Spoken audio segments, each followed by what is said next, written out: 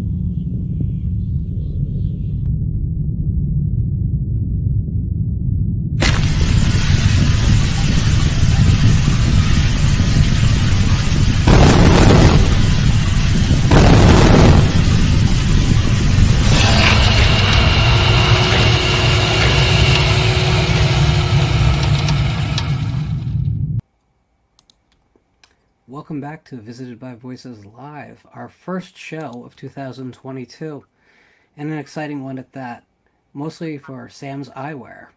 Happy New Year!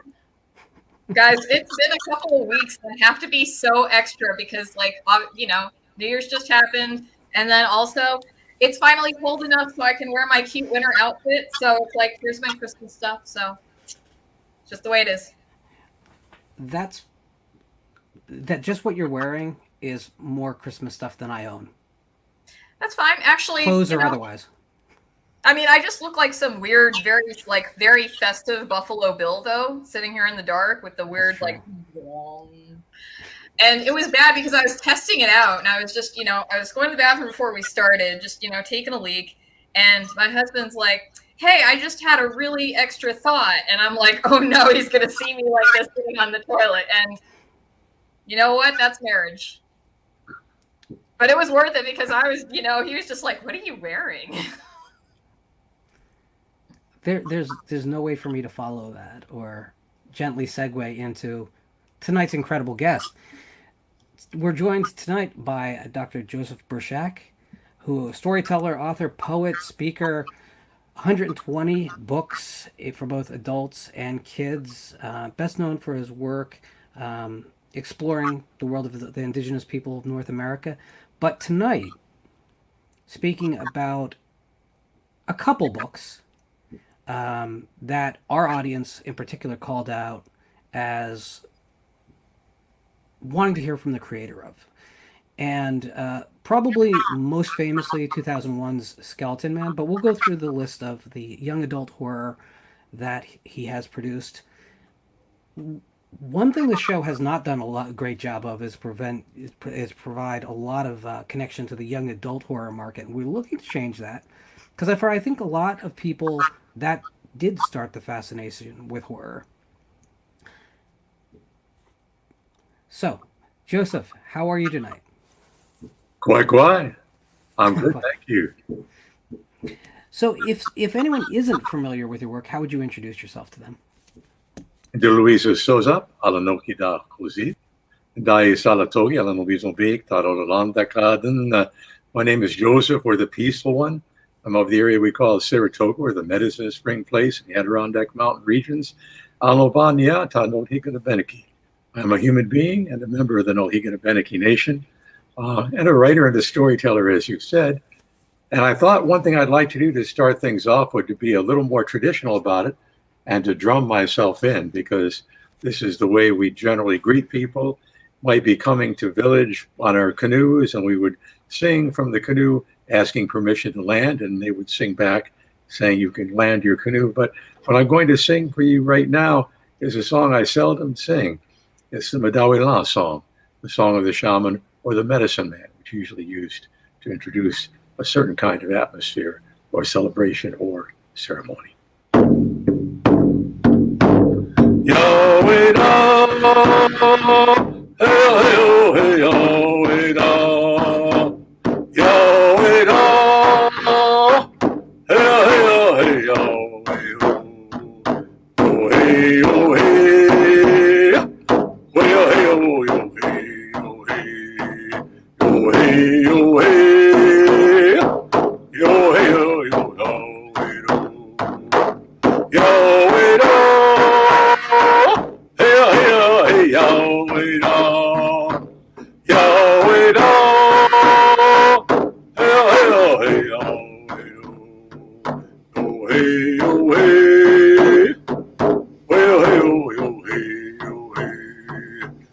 hey, oh, hey. Well, hey, oh, hey. Thank you. That was beautiful. That was amazing. We're going to start off right with a question before we get to my normal, regular first question. Because actually, this is part of your introduction that I probably should have done anyway. So, Daniel Shine is asking, just curious, did you ever face any issues with parents groups trying to get your Skeleton Man books pulled from school libraries? Before you answer that, I will point out that in 2001 you were awarded an award by the Parents Guide to Children's Media for the Skeleton Man. So if you have faced any backlash, you've also had some positive accolades from parents groups too, right? Yes, I would say both. If I were to show you my wall, which is behind this blanket, there are a number of awards I've gotten. And the ones I like the best are the awards that are chosen by kids. So you get, say, a book award from the state of Oklahoma or a book award from the state of Ohio based on reading. And Skeleton Man has won 7 of those. So as kids' choices, it's done well. The issue that I've occasionally faced with Skeleton Man is cannibalism. you know, someone in there who's eating another person. And my response is, have you ever turned on your television set? Have you ever gone on the internet? Where are you living? Because you will find anything 10 times worse than this. And quite frankly, this is an ancient theme in all literatures. And we have to look at the ancient Greeks with, women serving their husbands who returned from Troy, their, children as food, or for that matter, our favorite Shakespeare play, Titus Andronicus. So cannibalism is something that really frightens and scares people, and it's a cautionary tale within many cultures, and that's based on a very old traditional Haudenosaunee from the Ganyenke-Ono, the Mohawk people of the Iroquois Confederacy. I first heard that story and saw it in the Mohawk language and translated it into English. So it's usually by the time I finish talking, people go, oh, okay, I got it. But you have to, as a writer, back yourself up. You have to be prepared for people who don't understand what's going on. I had a friend of mine named Jack Gladstone, who's a really wonderful Blackfeet folk singer. And he called me up one day laughing. He said, Joe, I just checked into a motel out here in Montana, turned on the TV, and Pat Robertson was on there holding up one of your books, a book called Keepers of the Earth. The volume was turned down. So I turned out, he's recommending Joe's book. And instead, Pat Robertson is saying, this book is an evil book and should never be in your schools because it will teach your children to worship Mother Earth instead of Father God. And my friend said what he did then was put his hands on the TV set and say, be healed, Pat. It isn't. I don't know. At that point, it's pretty much a recommendation to read the book. Yeah. So, I mean, technically still a recommendation. Yep. So I've had a few of those over the years, and I always respond the same way. Let's consider the culture we're in, and what I'm doing is relatively mild compared to that. And even so, scary stories are a very important part of our human heritage, and go back, I think, to the first stories that were told around the fire in the caves. Absolutely. So, just to back up a second, the first question I usually ask every guest is a very simple one. And a little preface, Joseph and I have been missing each other for quite a while before we finally came together to make this happen. Obviously, I'm incredibly grateful that we were able to work through it and all the technology between us. But one thing is, with a storied career like yours, talking about a relatively small portion of your work, the horror work for kids, I was a little bit, apprehensive about how to approach you about it, because I didn't want to make it seem like I was focusing on this one thing that maybe you thought was unimportant. But as it turns out, one of your first things you said back to me was how you've always been fascinated by scary stories, by the horror genre. So can you take me back? How did you get bit by the horror bug as a kid? Well, I had a cousin who was much older than me. His name was Bobby Dunham, and he was a fan of fantasy, science fiction, and horror. And he lived about, a mile and a half from where I am right now. So he told me, come on over to my house. I've got something for you. Bring your bike, the one with the basket on it. So I drove over to the house. He took me up in the attic, and the entire floor of this unfurnished attic was covered with paperback books, fantasy, science fiction, and horror. And it was my first experience with H.P. Lovecraft, for example. And so Robert Bloch and so many different other people. So I literally loaded up that basket in my bike and pedaled back home and did that time after time. I still have about maybe 100 of those books in my attic here that I picked up when I was getting 25 cents for a paperback novel. So that was my first experience with the genre of fantasy, science fiction, and horror, which I tend to lump together because the boundaries cross very often between those three. So it was literature to begin with, which is always the strongest. It seems like those of us who discover the books first, it's harder to shake than if you discover like black and white monster movies back in the day. Right. Sometimes you outgrow that stuff. I didn't still, but a lot of people do. But it seems like if the words get to you first, it sticks. What's the words? It was also the words spoken. I heard scary stories when I was a kid, and those really meant a great deal to me. And my grandfather was Abenaki Indian. He did not tell traditional stories because he did not want to draw attention to the fact, even though he was brown-skinned and visibly native, living in a mostly non-native community, he was passing as white, which is not uncommon here in the Northeast for all kinds of scary reasons, like eugenics projects in Vermont. That's real scary stuff, where relatives of his were being targeted for being sterilized. But he would tell me stories that were cautionary stories, and they were sometimes, in fact, he said his father never hit him. But if he did something, his father would tell him a story and said, sometimes I'd rather have been hit than hear some of them stories.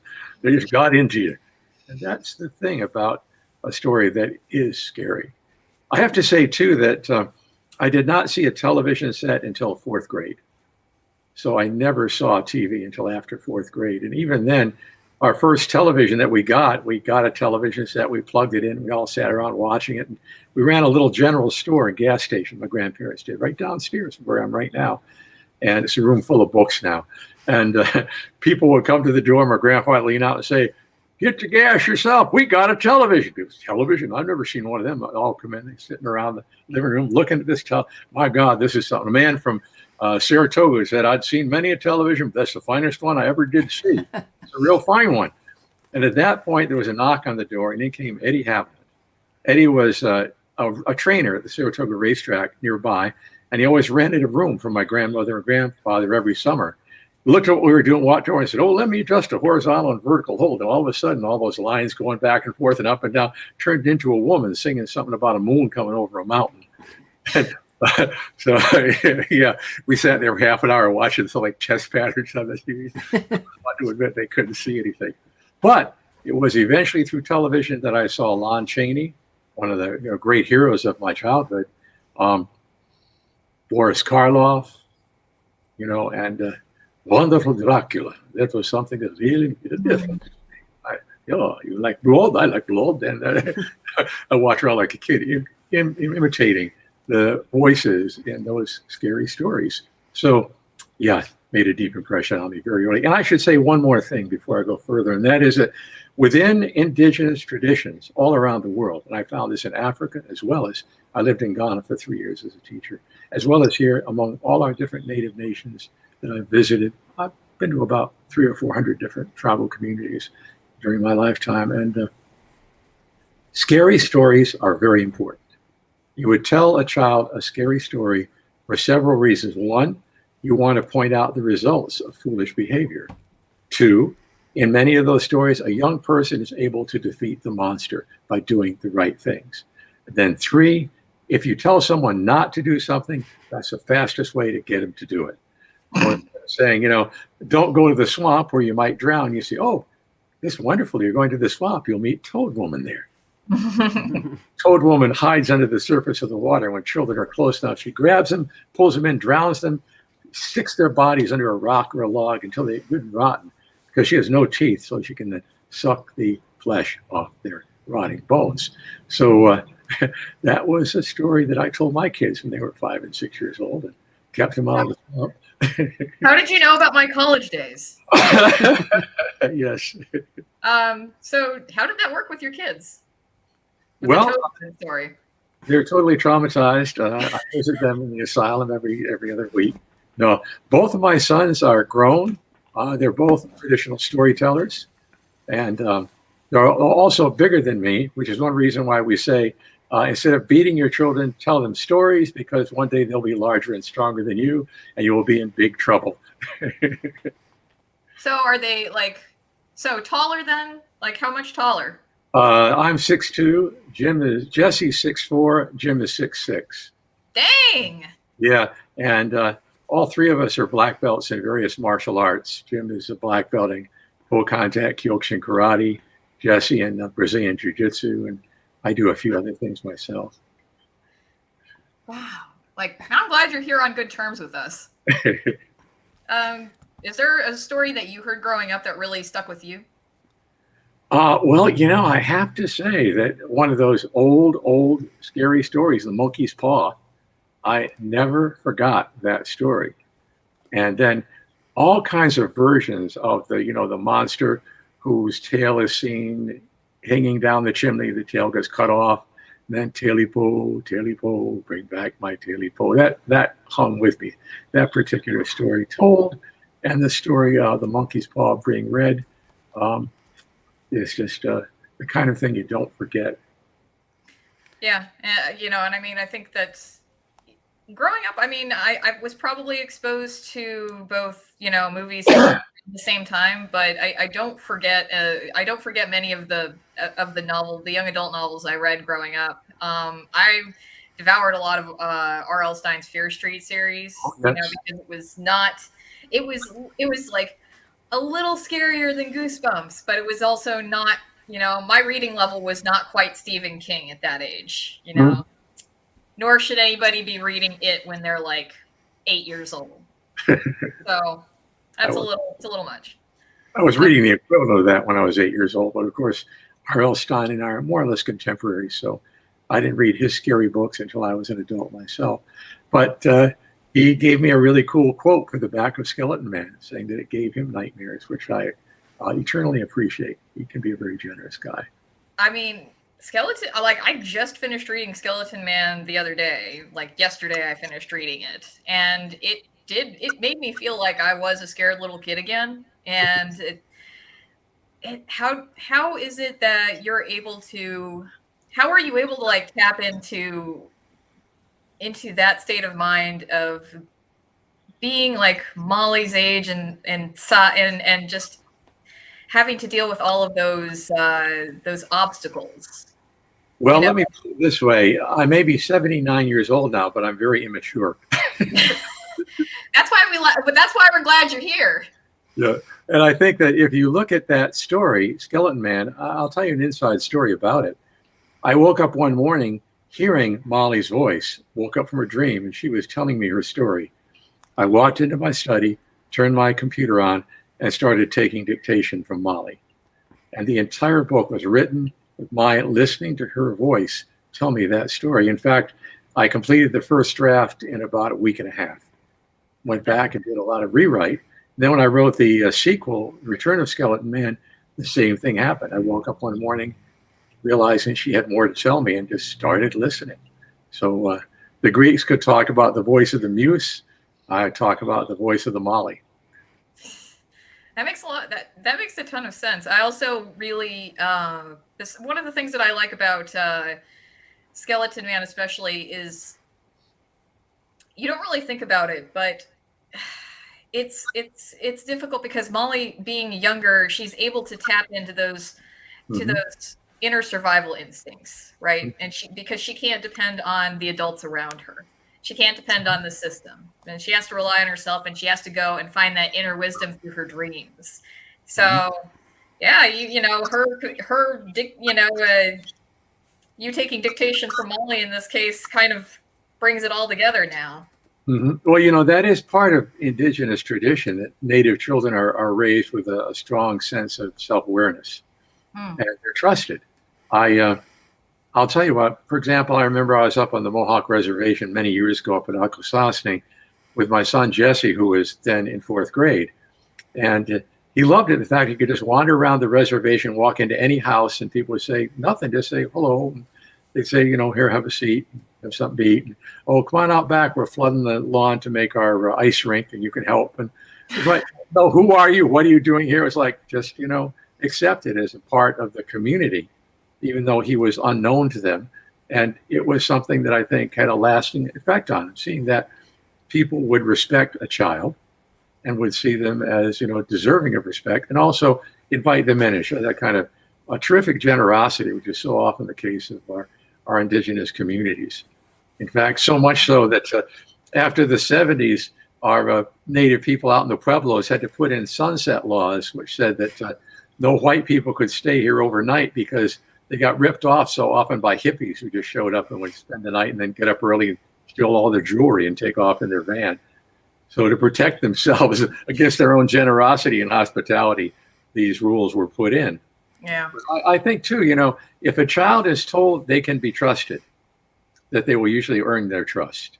They will show their ability to be trusted. So Molly is a kid who has been trusted, who's been told the stories, who has been treated as a human being and not just as some subordinate, semi-autonomous creature, which a lot of kids are, or basically meant to be seen, or maybe not even seen, but certainly not heard. And that's not the case in our indigenous cultures.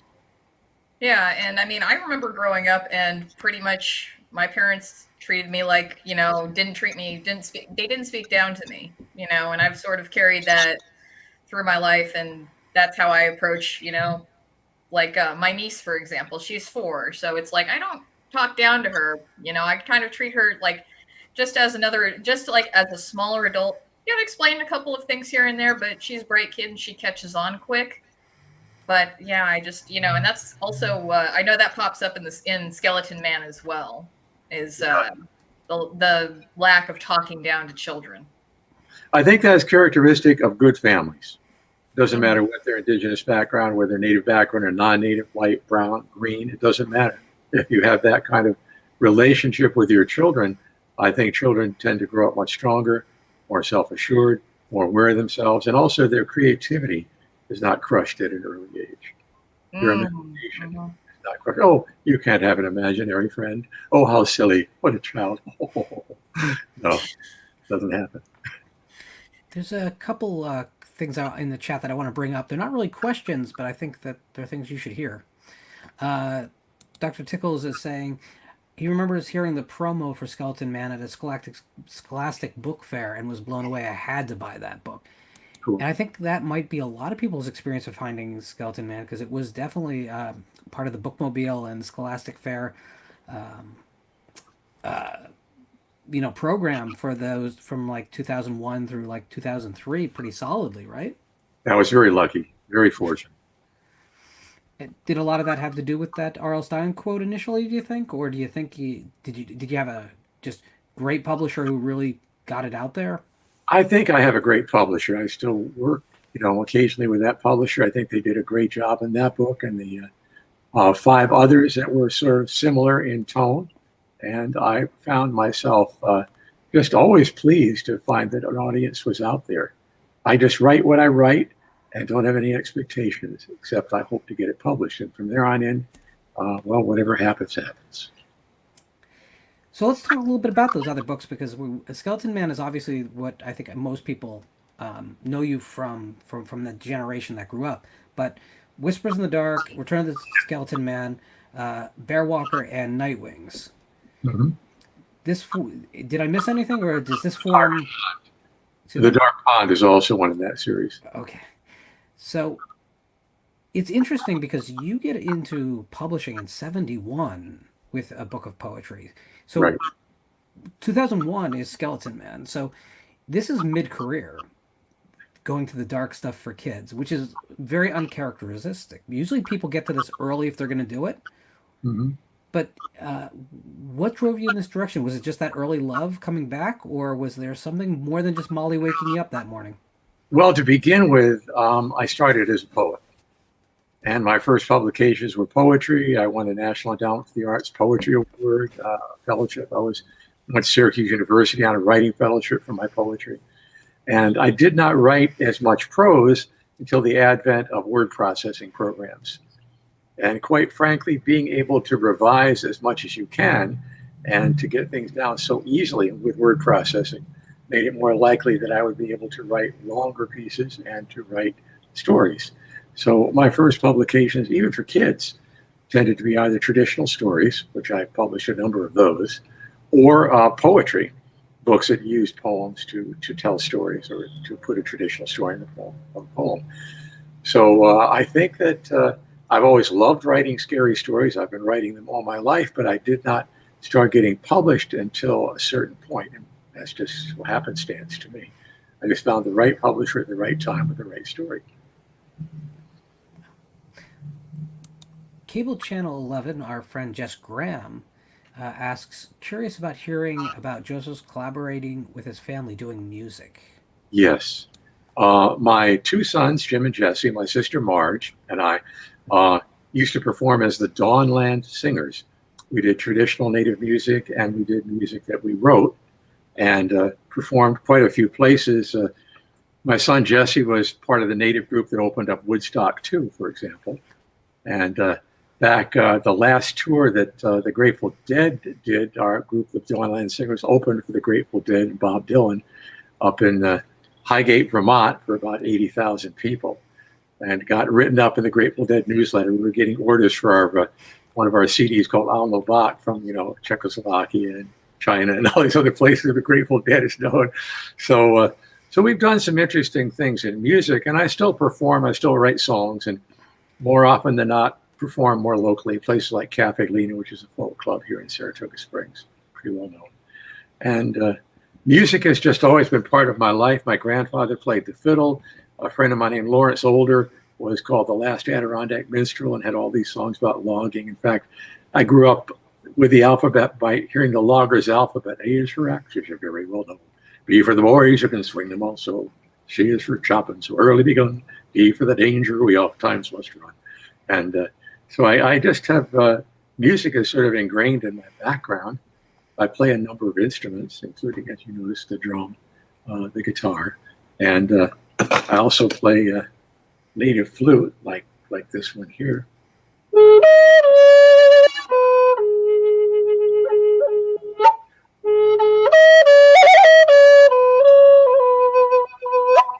And when I lived in Ghana from 1966 to 1969, I taught in a secondary school, and we started a school band, and they ended up getting me involved as the vocalist for all the songs in English.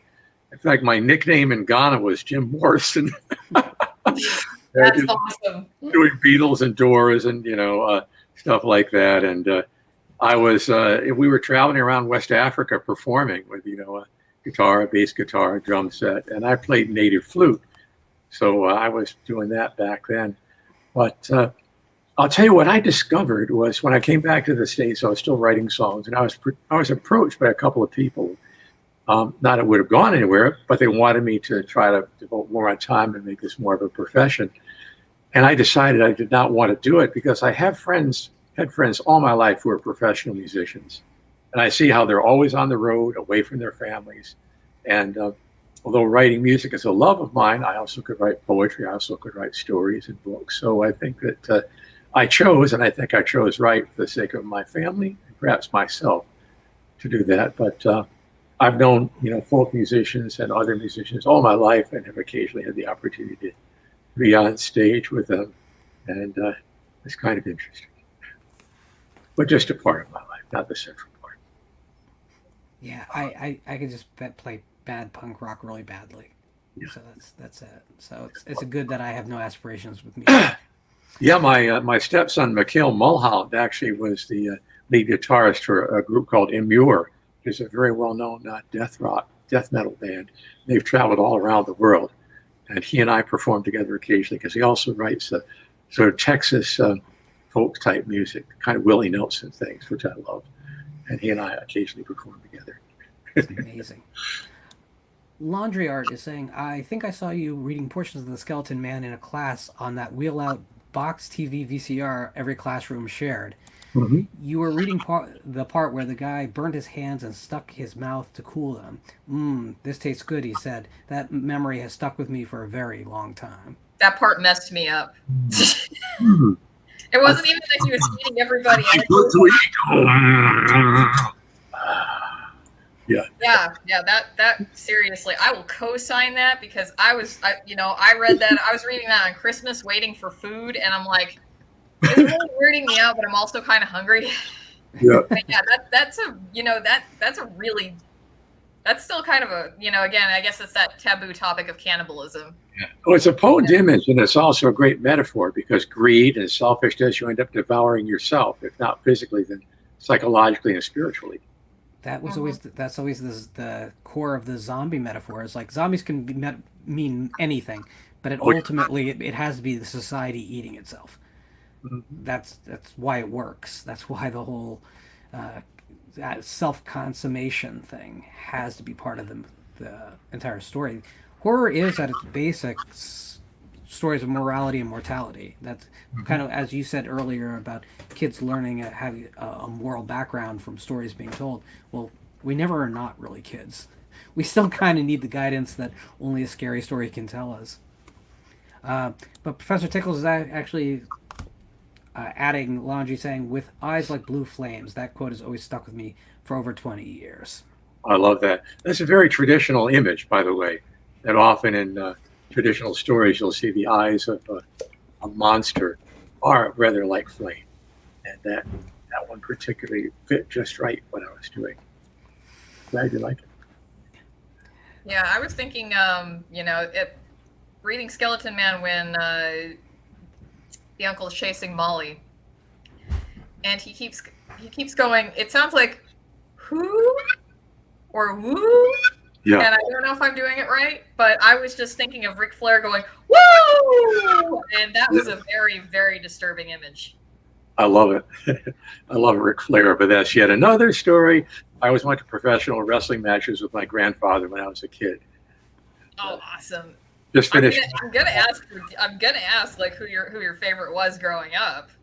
Well, I have to say, Vern Gagne, Argentina Rocca, those were people from way back then. And there was a guy named Billy Two Rivers, who was a Mohawk Indian. Joseph War Eagle was the sort of first Mohawk wrestler from Kahnawake, which is a reserve in Canada. And then his son became the mentor of Billy Two Rivers. And Billy Two Rivers later became a chief at Akwesasne, Kahnawake Mohawk people. And when there was a standoff against a Canadian army over a burial ground, a place called Oka, it's actually been a documentary film done about it. Billy Two Rivers was chief then and stood up. And the image of Billy Two Rivers standing up quietly, saying, "You will not move us." That image, and then back when he was doing the war dance and the Indian deathlock,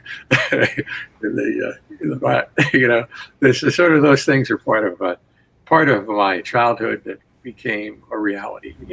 The idea of the professional wrestler and professional wrestling. Wrestling is a very common thing throughout human culture. One of the first stories, Gilgamesh has Enkidu, the hairy man wrestling with Gilgamesh and beating him and then becoming a partner. And there's a long, long history, and that also ends up going to the underworld, the descent into the land of the dead. It's probably one of the first places in literature in the West that we'll see that happen. By the way, I'm sorry, I have a PhD in comparative literature. I can't control myself. We don't want you to. No, I mean, I like, Lauren is not the wrestling fan here. I am.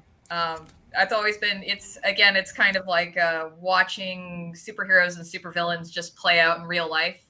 And it's the good versus evil, those good versus evil themes. So it is just kind of those things that resonate on the deeper levels. And I don't know if you can really ever escape it if you get into it young, Well, the funny thing is I then went on to college and I was a varsity heavyweight wrestler at Cornell University for years. And then I became a wrestling coach. And so I did that for quite a while too. So there was that connection as well as professional wrestling, also collegiate wrestling. And of course, I do Brazilian Jiu-Jitsu, which is based in part on catch wrestling, which is a Native American tradition. But then again, I'm going too deep into esoteric knowledge, so I'll back off. Well, I was going to ask about Jiu-Jitsu. Oh, Lord, fuck. I swear this is not moonshine. It's just water. But usually, I know it's jujitsu is recommended for people of smaller stature. Is that Very definitely. okay? So you just decided that I know what you mentioned. One of your sons does jujitsu. Yes. Okay, so you guys are just gonna like own everybody if they come at you. Just My son Jesse started a mixed martial arts dojo out in Buffalo about 15 years ago, and some of the people who worked there was a guy named John Jones, who became the light heavyweight champion of MMA. And so doing MMA, jiu-jitsu is a big part of that. And he got his black belt, and Jim and I both got our black belts in Brazilian jiu-jitsu. And I will tell you, it's a great sport. It's wonderful for aerobics. It's wonderful for loosening your body up. And the thing is that if you know what you're doing, a small person can easily defeat a large person who does not know what they are doing. And I recommend it to women all the time. You can actually go online. The Gracie brothers have a great website, and they'll teach you a lot of things about that. And we're in the Gracie lineage, although not exactly the same side as those guys are on, but I have great respect for them. So yeah. And the idea of being able to grapple with things is also grappling with your fears. Just one of the things I think the horror story does that. It gives us an opportunity to encounter these things. And as the fact that you go through it and you emerge on the other side, you have not been destroyed by the experience of fear or horror. In fact, I think it is something that strengthens us. And the idea that we have to shield our children from it is a very foolish idea. yeah, definitely. And I think, sorry, Lauren. Oh no, I was just gonna say it's funny because I completely agree with everything you just said, and I think sometimes people conflate that with the horror story as therapy, which I don't believe in. No. Because I think that is taking an extreme position that's potentially dangerous. Yep. But I think there's something about as we develop as people, and we never stop developing. So this isn't like a kid's thing necessarily, but That's true. that helps us contextualize our fears and how we feel about things. It provides a safe way to contextualize without putting ourselves in any actual danger. Right. I think that's a healthy process. To people who have actually experienced trauma, and I mean more than all of us have experienced trauma, like extraordinary trauma, I wouldn't suggest picking up a horror novel to fix yourself. That's not a good idea. Not indeed. In fact, if you have been through a situation where you've seen death and dying, and there's an awful lot of people in this world who've seen it. And I've worked occasionally with people like that. And instead, what I do is I take them out in nature, out in the natural world, and feel the healing there. I've dealt with Vietnam veterans who said they've never been comfortable in the forest since they were in Vietnam because anything might come out of there and kill them. And then I've taken them into the forest, and we've talked about things and listened. And they said, I feel at ease. Now that's another story. I'm not a therapist. Don't make a mistake of that. I'm just talking about things I've done with friends. And, I think that we, as human beings, there's a right time for everything, and there's a right moment for everything. And to say something is a panacea, can be used in all circumstances for everything, we're really deceiving ourselves.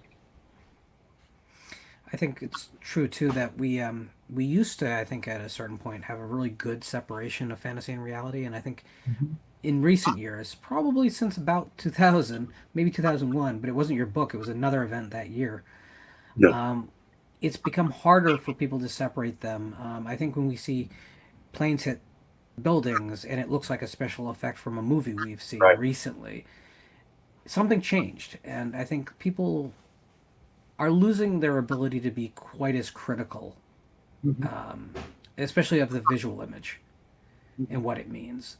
I think that's one of the reasons why it's so important that we ferociously protect literature. Well, literature gives you the chance to read back, reread, say, here's let me go back a paragraph, read this again. And you don't do that when you're watching an image. It goes by so fast, and you're basically a captive of that image. But in reading, you are not a captive. You can stop at any time. You go back at any time. You can reread, and you can read it more than once. In fact, anything I love, I've read many times. And I often find myself going back to an entire series of books by a particular author I like and start reading them from the first one, even though it's been 10 years since I finished reading that series. So I think you can do that with someone like R.L. Stine. You later in life go back and reread those books as an adult that you read as a young person. I can't even imagine how many times I've read through the Lovecraft canon. You mentioned Oh Lovecraft. my gosh.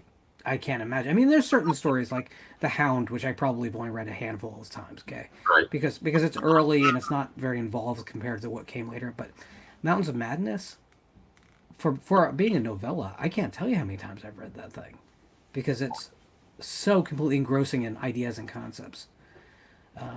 Or something like William Peter Blatty's Legion, which people can ask me, how many times have you read it? Because it is my favorite novel. And I go, I have no idea, because I pick it up all the time and read 40 pages of it, put it back down.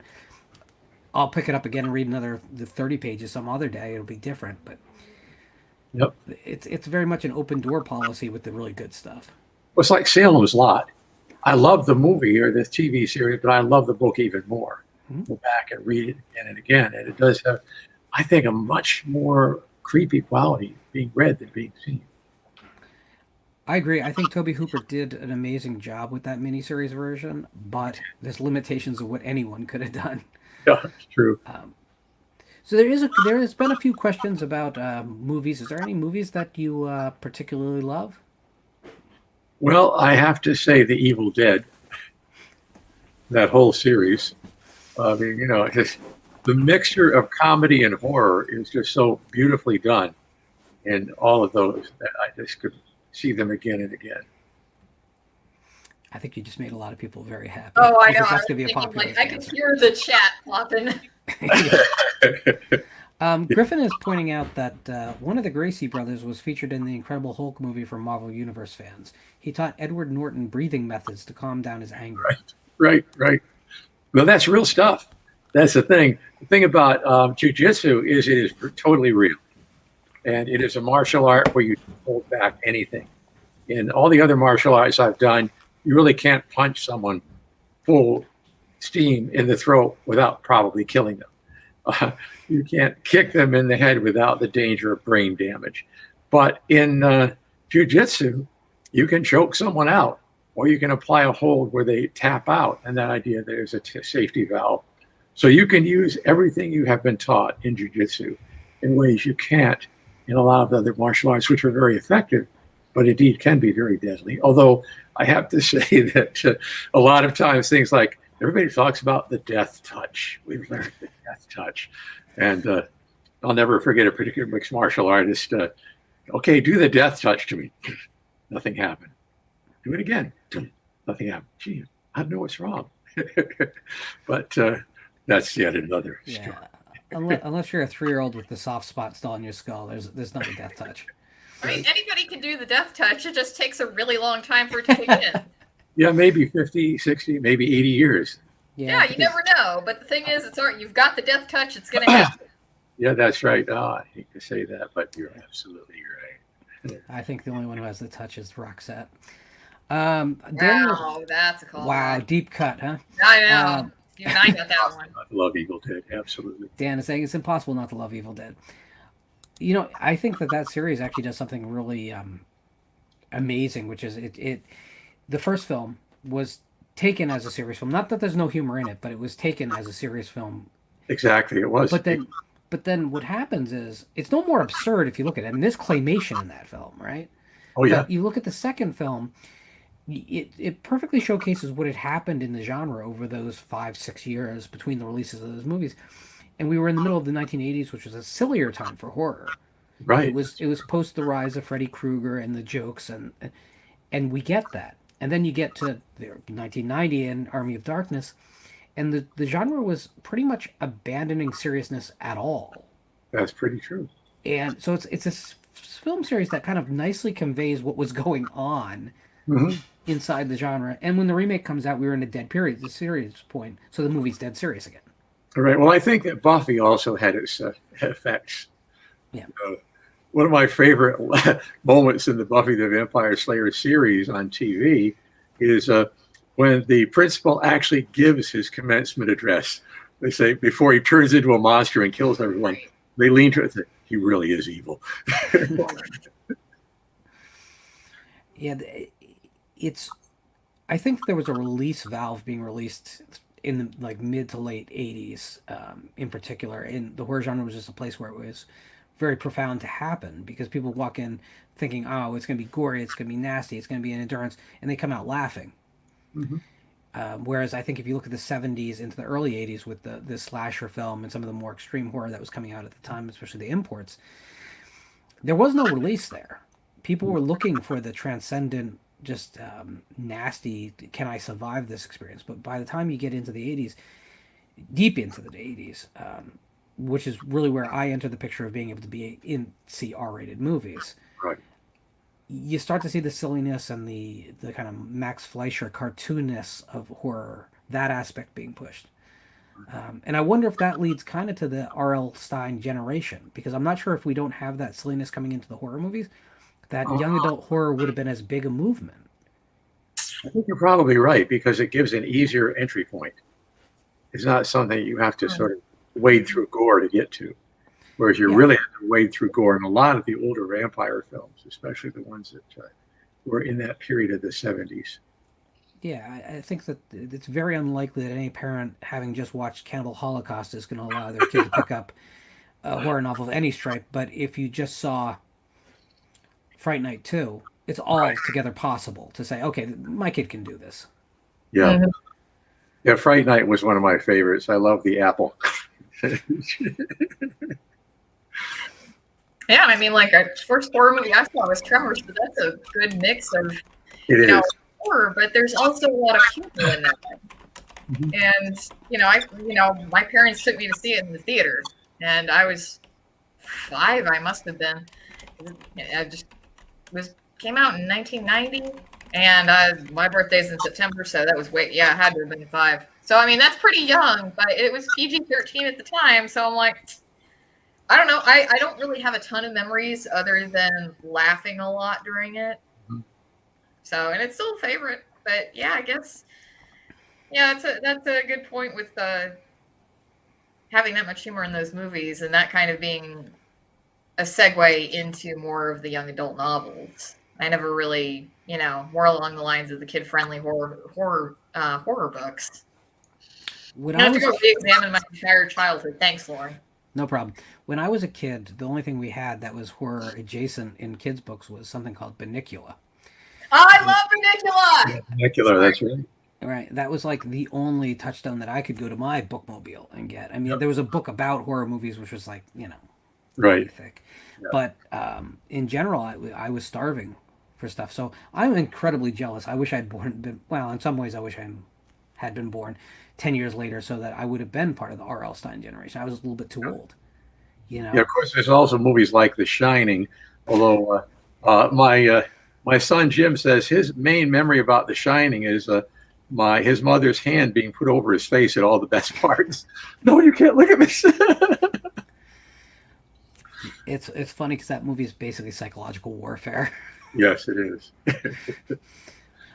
So Jacob Corinthos wants to know, who is your favorite character in a horror story? It doesn't have to be a monster or an antagonist, just any character.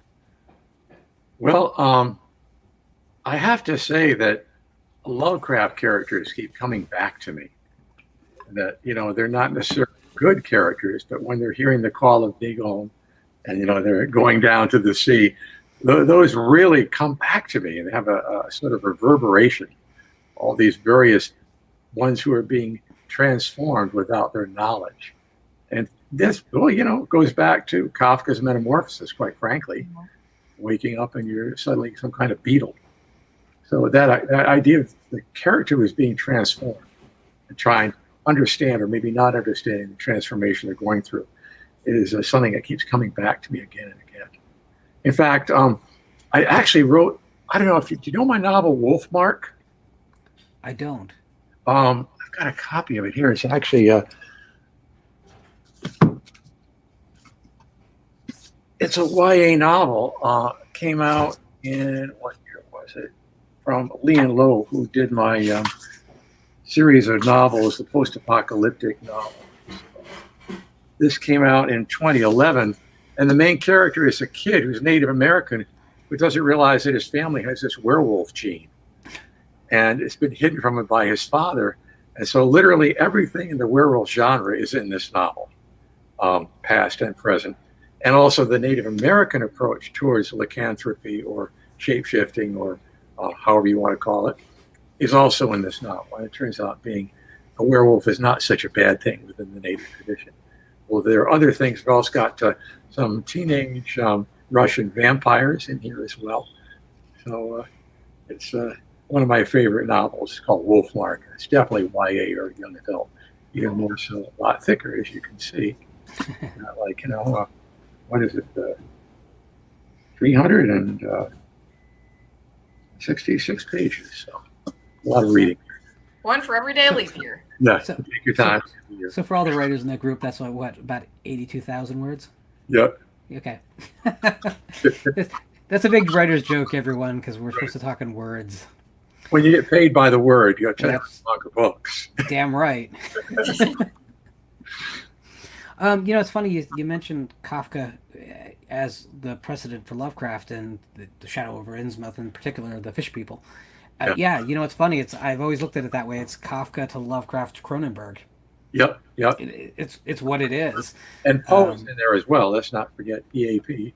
Yeah, and because Arthur Jerram in there somewhere, right? Yeah, right.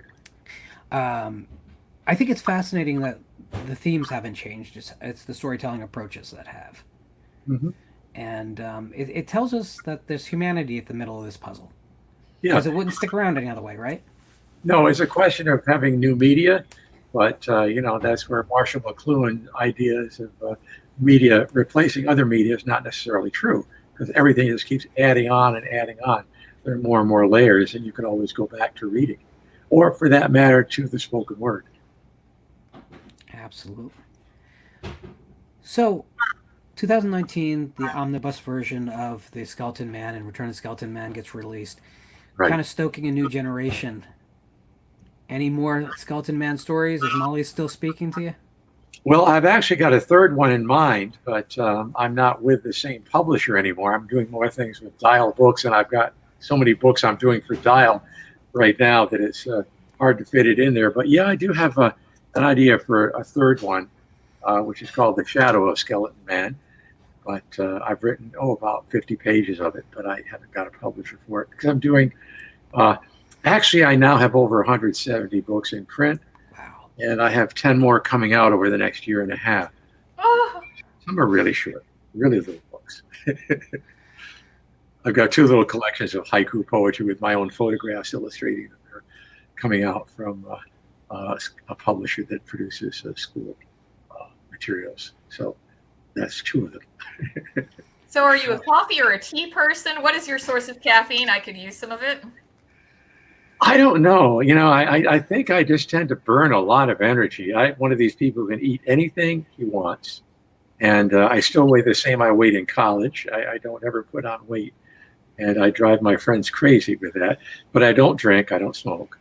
And I don't drink coffee. I just mostly drink H2O. What do you need to be? Thank you, water. So water's been the secret all along, and now I'm just now hearing about this. In M. Night Shyamalan films and in life, apparently. Well, Dr. Bruchac, thank you so much for coming on board and telling us your stories and singing for us. And this is one of the most amazing shows we've done, to be completely honest, because it's gone to so many unexpected, wonderful places. We always say that this show is conversations, it's not interviews, and tonight was exactly that. And I can't tell you how happy it makes me to get these stories out there to people who might honestly not have had the opportunity to hear from you directly. Yeah, we didn't talk about Whisper in the Dark, but Whisper in the Dark is really a love story to Lovecraft because it takes place in Providence. I was in Providence when I started writing it, and that grave of Lovecraft's really does read, I am Providence. Yeah. Which is just, and there's such a long native tradition, the Narragansett tradition that I tie into, which ties into horror. And I like one thing I did in that story, and that is to, instead of having an Indian monster, you have a white monster haunting Indians, which is indeed the history of 1492 on, but that's yet another story.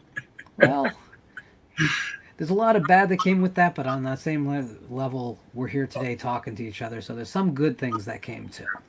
No, there's always good to be found. As one of my dear friends, Dewa Senta, who was the head clan mother at Onondaga, who gave me the Onondaga name of Gunnigal, which means the good mind. She said to me once, "There's nothing wrong with money. It's just the wrong people always seem to have it."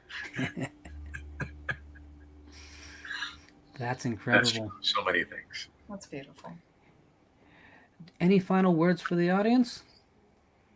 Well, one thing we say at this time of year is "Anodam Maui Kasi Palilawalang," and we would go from house to house saying it. And it is "Forgive me for any wrong I may have done you. Let us start again in this new year."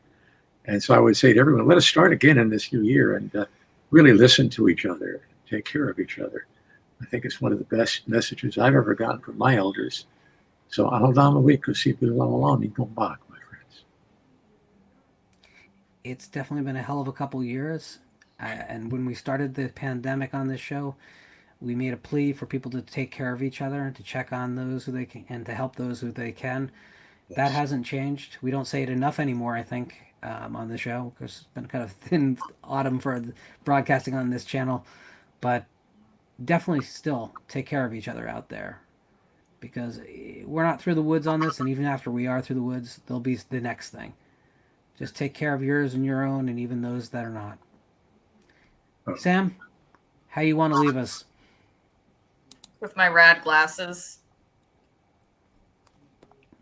Be good, y'all. Treat each other well. Be excellent to each other. Be good.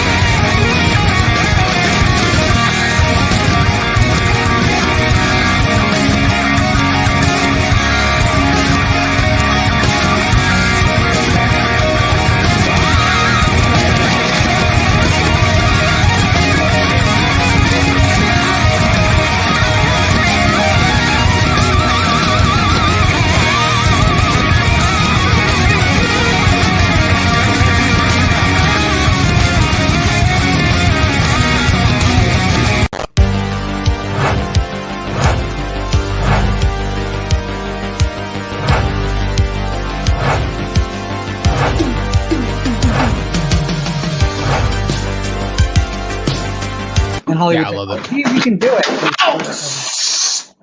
You okay, buddy?